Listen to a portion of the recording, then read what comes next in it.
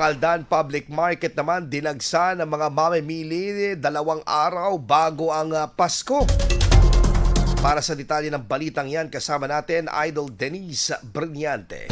104.7 IFM Report. Dagsana ang mga mamimili dito sa pamilihang bayan ng mga Aldan ngayong papalapit na ang Kapaskuhan.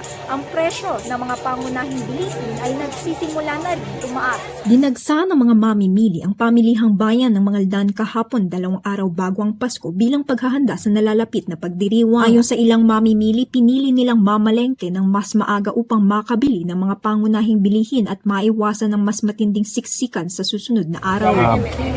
Mahalang bilihin, tapos ang 1,000 kulang pa. Samantala, sinabi ng ilang manininda na kasabay ng pagdami ng mamimili ay ang pagtaas ng presyo ng ilang bilihin partikular ng mga gulay bunsod ng mataas na demand. Yung iba tumaas, yung iba bumababa yung presyo. Baka siguro hanggang New Year, hanggang sa Bisperas. Kasi in demand ngayong mga mga karos, tatas, sili. Yung iba nasashock sa presyo, pero okay lang din. Inaasahang mas lalo pang dadami ang mga mamimili sa pamilihan hanggang sumapit ang Pasko at Bagong Taon. Samantala, nagbabala naman ang mga otoridad sa mga mamimili na tiyaking kalidad ang mga produkto bago mamili upang makaiwas sa banta ng sakit. Kaugnay nito, pinaalalahan ng Department of Health Ilocos Center for Health Development ang publiko na tiyaking ligtas at ikalidad ang mga produktong binibili upang mapanatili ang kalusugan ngayong holiday season. Kasama mo muna dito sa IFM News. Nagupuan nito si Idol Denise Brillante, Tatak,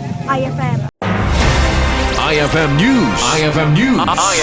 IFM News.